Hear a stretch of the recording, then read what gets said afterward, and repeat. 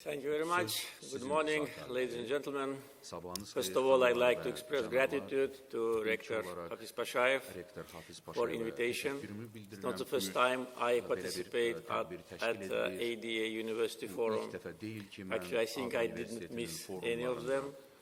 Last time we met with a group of international experts in Shusha this May, and I'm glad that this time you visited another liberated region of Azerbaijan, Zangilan, and witnessed the process of resettlement and reconstruction.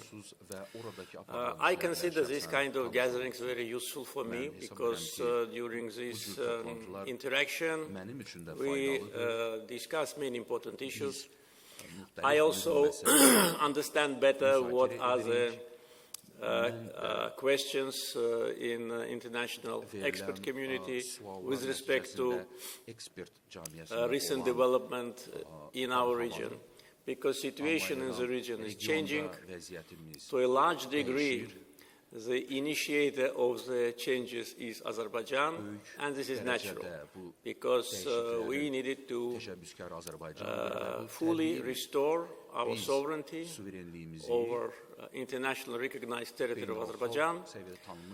We wanted to do it peacefully, same way like we wanted to find a peaceful solution to conflict with Armenia for almost 30 years, but unfortunately it was not possible due to many reasons which we already discussed broadly during our previous meetings.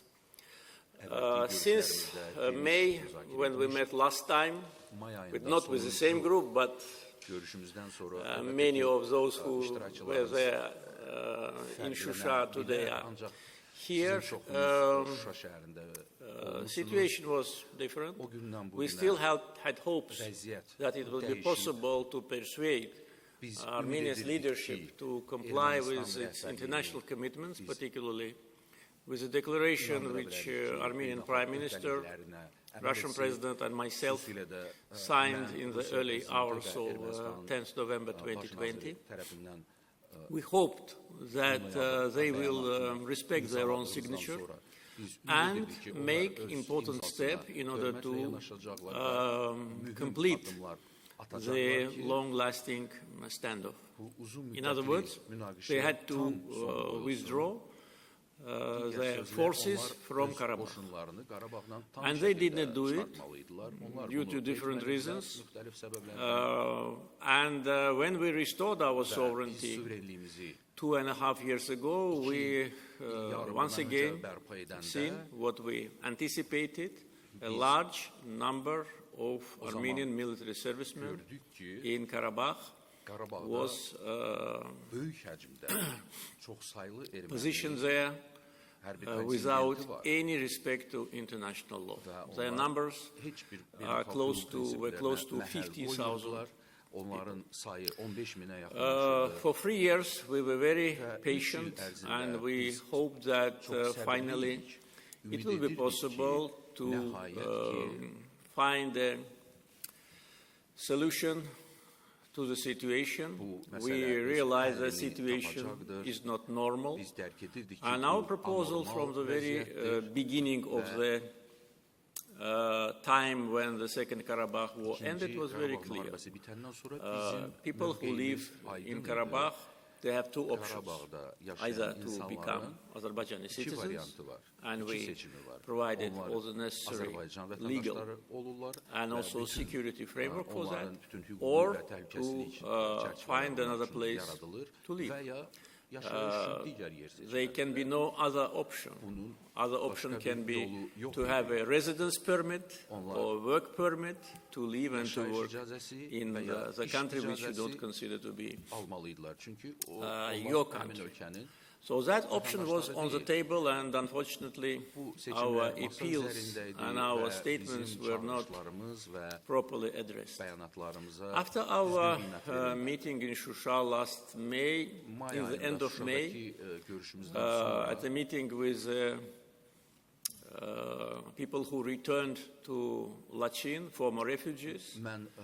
I expressed my position on the situation and said that there is opportunity to find a normal solution to this issue. And also, I said that the leaders of separatists, if they surrender, they have a chance for amnesty. And that was a public statement.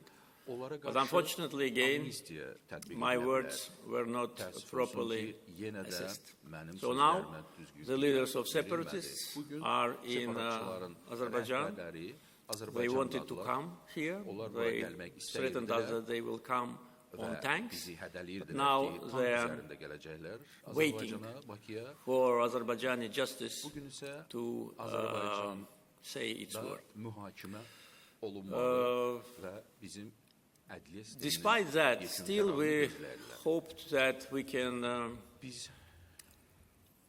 establish contacts with the representatives of Karabakh Armenians, but unfortunately those people there who monopolized so-called power did not allow that to happen. Moreover, in September, there were two events which actually were considered by us as a crossing of the last red lines. First, the congratulation from Armenian Prime Minister to so-called Nagorno-Karabakh Republic with respect to its so-called independence, which was totally in contradiction with what Armenian Prime Minister said and what he signed. Because October last year was the time when officially Armenian Prime Minister recognized Karabakh as part of Azerbaijan. And after that, after many statements in the same direction, sending a congratulation letter to separatists is absolutely unacceptable and is very contradictory. And the second, just a week after that, and the last red line was the so-called elections of so-called president of so-called Nagorno-Karabakh Republic, which was also a total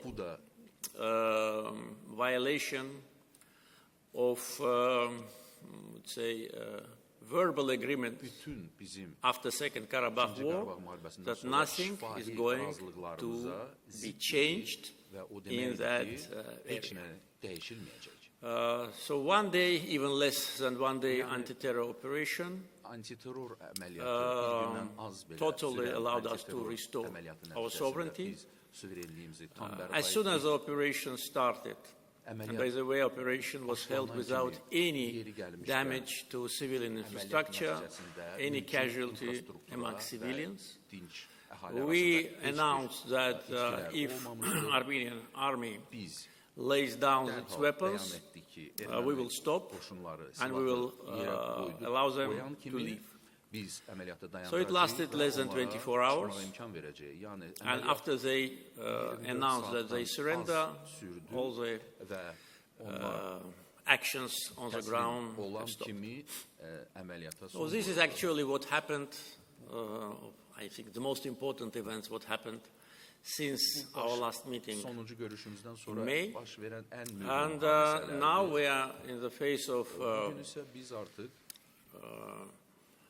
addressing several international challenges. Unfortunately, we face some misunderstanding from the countries which we consider to be our partners, and we are trying to explain our position and also trying to explain that international law norms are obligatory for all. They should not be selective.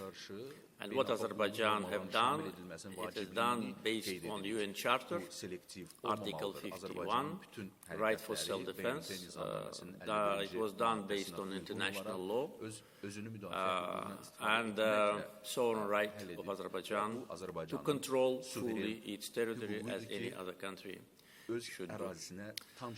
You've been yesterday to Zangilan.